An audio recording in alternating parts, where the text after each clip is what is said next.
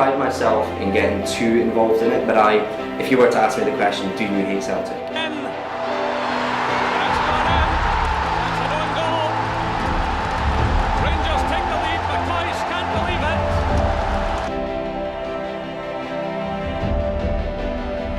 And you know, you were walking into the biggest rivalry arguably in world football.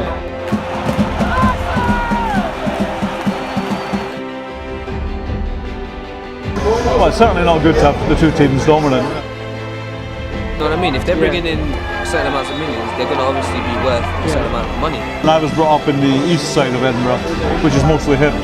But I was a Hearts supporter, so we were in a minority in my class, so it felt a bit of a persecution complex.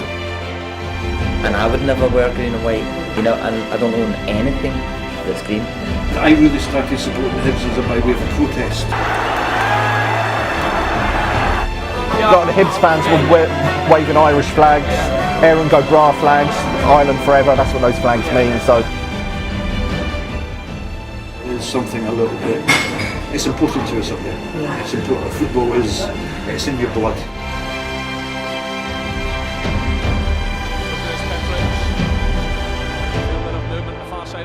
Gascoigne strikes it in. You will do whatever you can to wind them up, to rile them, you know.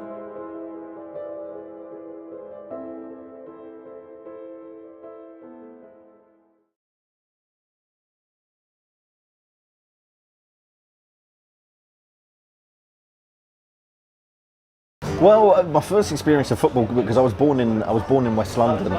So if I'm being truthful, it was my first team when I was a kid was Spurs. Really? Yeah. So, but being of Irish parents is quite a common theme with Irish people or people of Irish descent having two teams. Normally, it's an English Premiership team like Spurs, Arsenal, Man United, Liverpool, you know, Aston Villa, and then Celtic. Well, where I lived in Edinburgh, everybody played down the local park.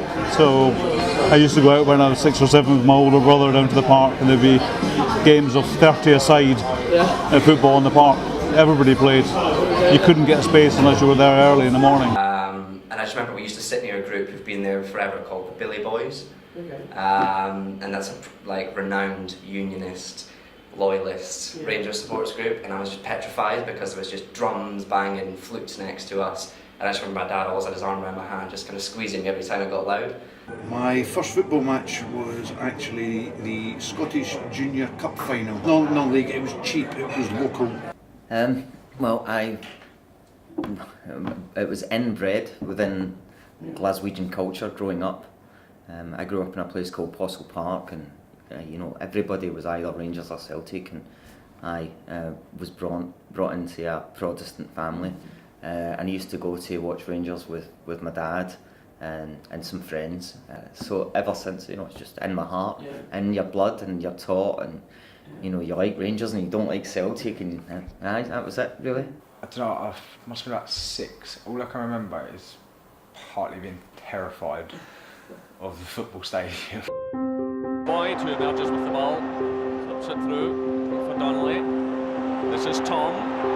Here's Tom's going to try one here. Oh, that is an incredible goal by My first Old Firm derby. I think that was at Celtic Park. That was it was 2-2, the final score. Henrik Larsson scored that day. I'm trying to remember who else scored. It was quite an atmosphere. And a chance for Celtic to regain the lead. And it's gone in.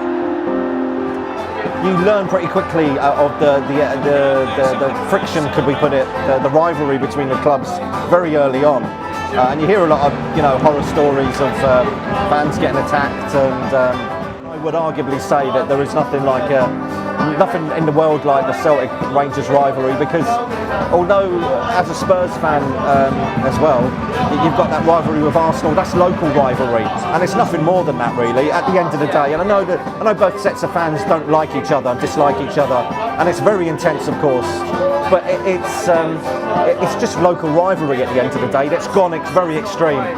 The thing with Celtic and Rangers is it involves a lot of things, mostly that goes back to Irish politics, and that's been a hotbed of contention obviously for about 800 years. I don't pride myself in getting too involved in it, but if you were to ask me the question, do you hate Celtic? I'd say yeah, not in the sense of their rival football team, but in the sense of what they stand for. So I'm proud to be Scottish, I'm proud to be British, I've got family in the armed forces. And when I hear Celtic fans who are born and bred in Scotland, 3-4 generations now, waving Irish flags over a Scottish flag, that puzzles me. It's a horrible game to go to. We get smaller crowds against Rangers than we do against Aberdeen, let's say, or Hibs. Yeah, because people won't bring their children to it. People won't bring their wives to it, their spouses. It's an unpleasant atmosphere of the game. It's down to that very same thing, that political divide. And the biggest problem, it's the same in Northern Ireland and it's the same in Scotland, is we've got split schools in Scotland. If you're Protestant, you go to a Protestant school. Still, if you're a Catholic, you go to a Catholic school. And as long as there's separation at that level from the age of 5-year-old onwards, you're brought up to believe that your religion is better than the other one. You're aware of the divide even before you buy your own, you get bought your own first kit. And in the city, when when your parents are rooting for one club to do well, and thank God at that time Rangers were doing really well, but it means so much more. It's more than a game. I know everyone says it's more than a game, but up there it's.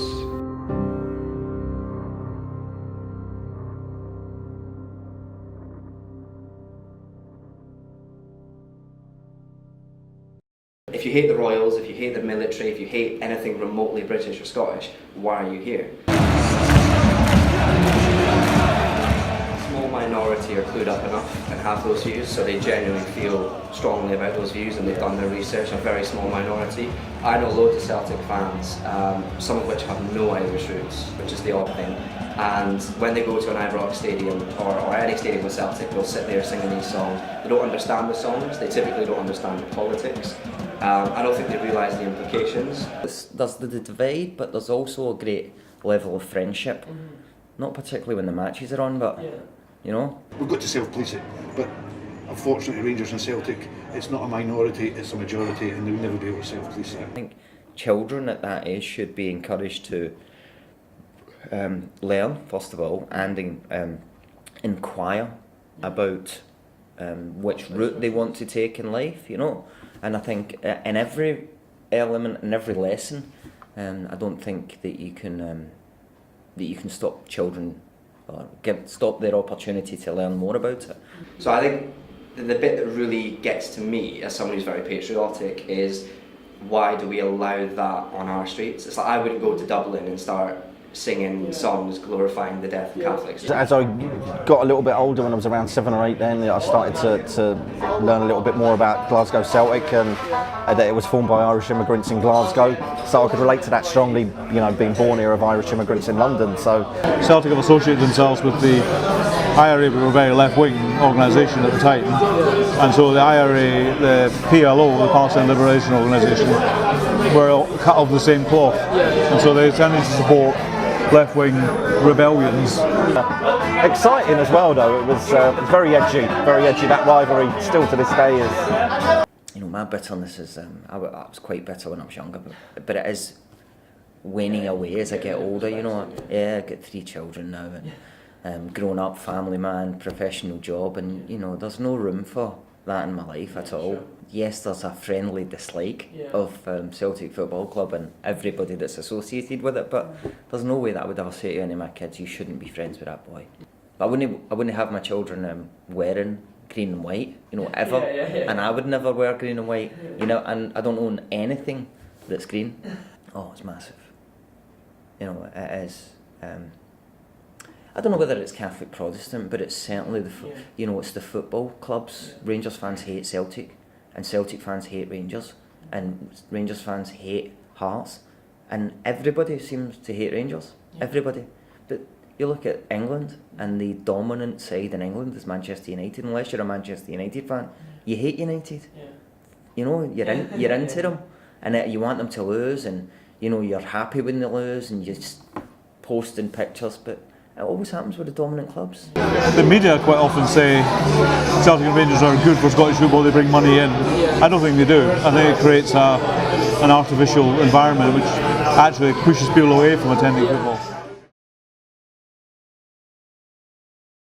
Well, it's much more the case in Glasgow that Celtic are Catholic and Rangers are Protestant. I mean, until the 60s, Rangers wouldn't sign Catholics. Stevens. Johnston. And he scored! He was the first Catholic to sign for Rangers Football Club. Well, I mean, he was a great servant for Celtic, and I mean, I wouldn't be bitter towards the man for signing for Rangers, but I think why a lot of Celtic fans found it a bitter pill to swallow was that he'd already played for Celtic, and the word on the street is that he was going to re-sign for Celtic. He was even paraded a Scottish Cup final very quickly but by the Celtic management. We're going to sign him soon. You know, he was paraded on the pitch before a cup final or after.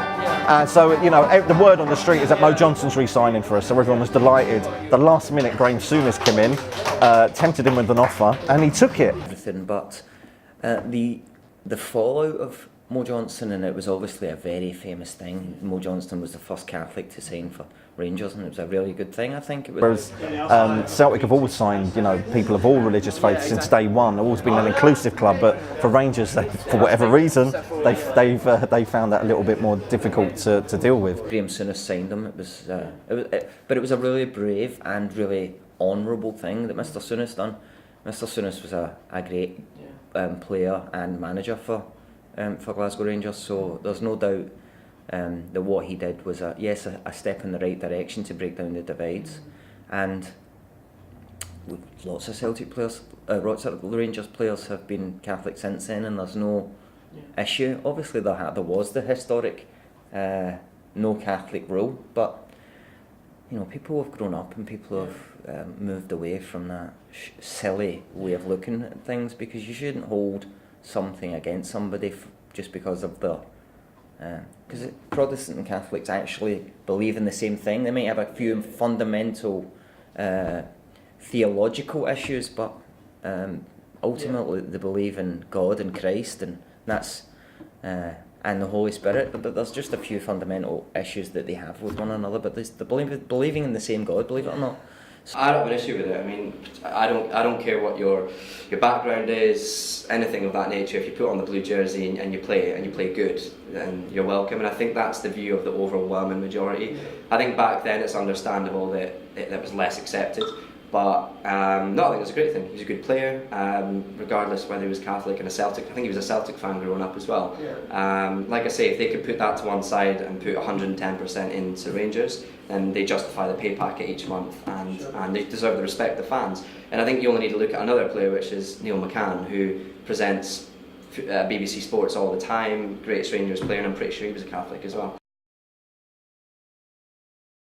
Like I say, there's a lot more. It's not so divided as a town and as Glasgow is. The Catholic Protestant thing doesn't really exist. I wouldn't say it's not passionate. When you get to the games, it's very passionate. But I used to go to parties before the main game at the oldest derby in the world is Hearts Hibs, and so we'd go to the game 1 o'clock. There'd be no transport in that, but we'd always meet and have a party before the game. A friend's house near the Hibs ground or near the Hearts ground, depending on whose turn it was, and all the Hearts and Hibs friends would come together, and we'd have a drink and a quiz and a laugh, and then we'd come together after the game as well. When I was in my teens, in early 20s, we were brought up under Margaret Thatcher. It was a different world then to what it is today. There was unemployment was 1 in 10. Football hooliganism was an escapism. Football casuals were a big movement. There was Hibs, Aberdeen, Hearts, Motherwell to an extent, Rangers. There was trouble every week. Even at the latest Scottish Cup final, there was a pitch invasion after the game. That could have been a lot worse than it actually was. The police did actually get control of it later than they should have, but I was at the game and there was a lot of trouble after the game in Glasgow City Centre, and people are still paying the repercussions today. Again, that was Irish politics again coming into the mix of the Scottish game. So I'm not surprised at all. Really, it was just like another derby game, completely soaked in the whole political background, and you know, that goes back to the old country of Ireland. Really, so I wasn't surprised that happened. Wouldn't condone it, of course.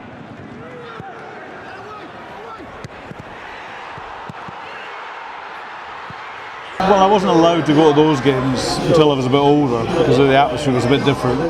But around school, obviously, there was a big rivalry.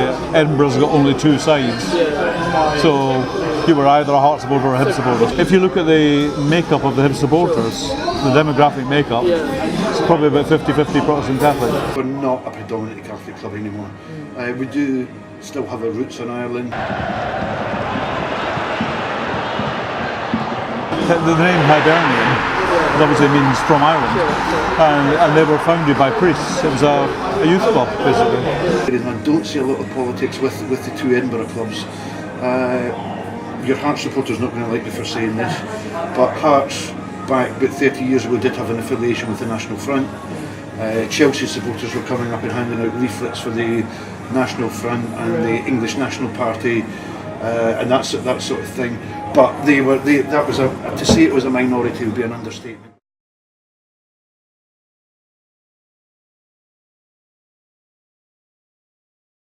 I think that if you're asking should politics be kept out of sport, I don't think it's that simple really. I think for some clubs it probably is quite a simple matter, but I think some of the people within that Palestinian display would have been doing it to try and wind the Israeli team that were coming.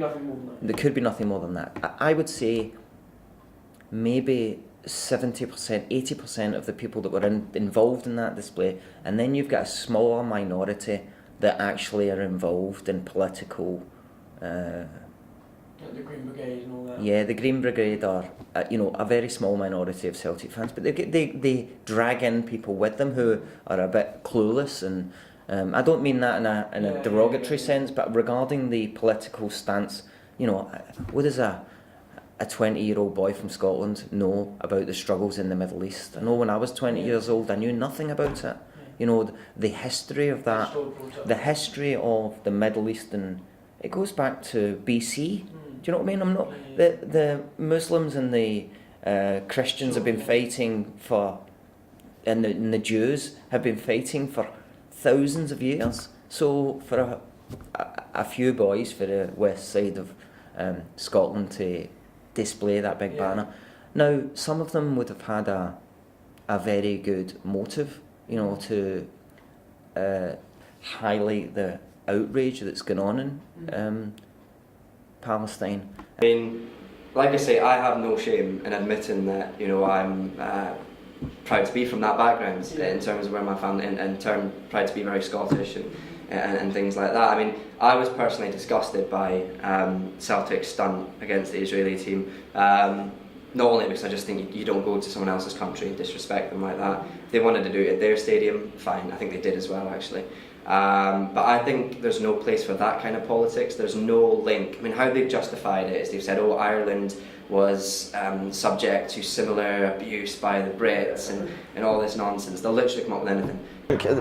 From a Celtic point of view, the club was formed by Irish immigrants escaping the Great Famine back in Ireland. And a lot of those immigrants were escaping what they would describe as British persecution.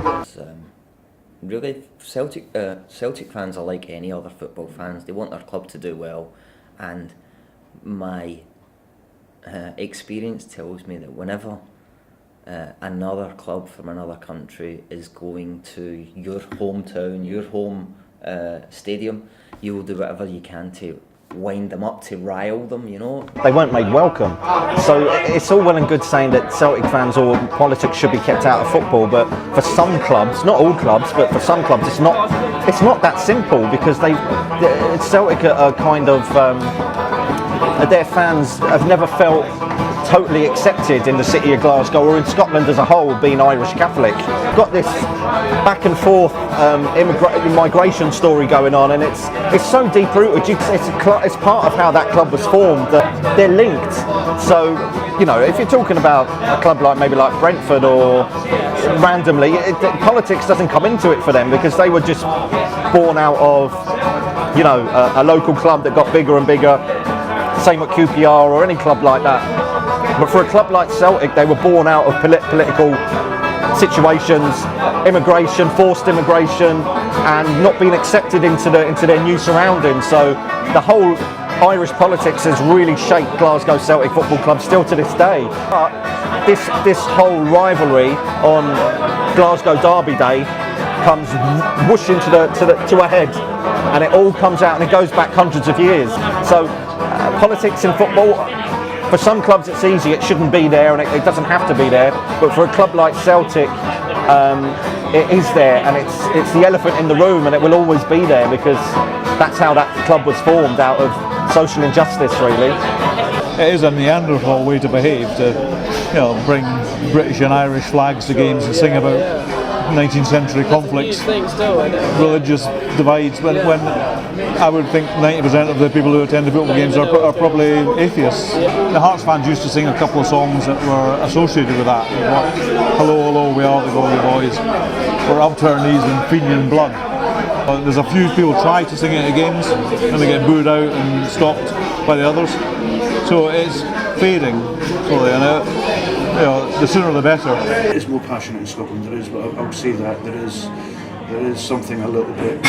It's important to us up there. Yeah. It's important. Football it's in your blood. For an escape from reality, I think, from everyday life, working, stress and all that. So when you come down and watch it and play it, it's kind of an escape. So you probably feel like you're a footballer again. So. Like, I remember going to an Old Firm game, and a guy was in the opposite stand, in the Celtic stand. So we're here and they're there, and bit of banter, bit of atmosphere, fiery atmosphere.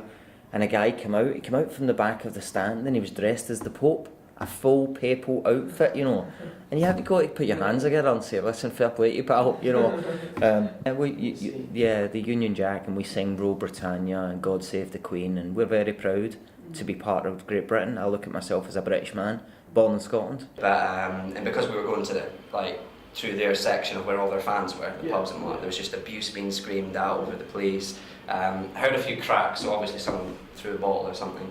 But I think at that point, that's when I realised that this is more than just football. It's only Rangers and Celtic's fault that this has happened in Scotland. I think if you look in England, you're typically one people. You're English.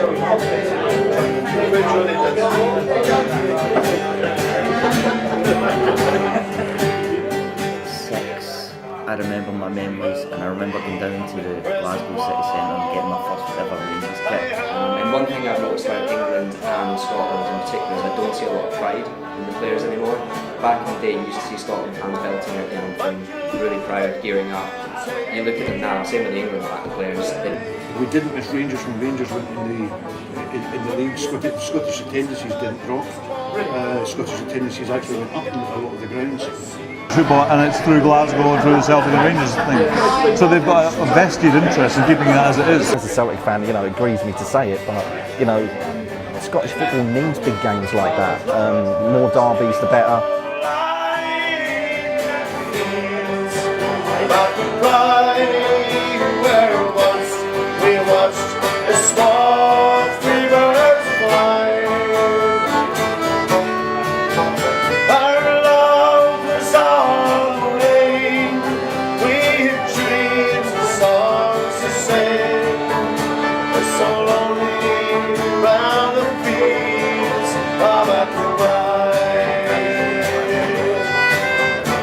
Well, only person was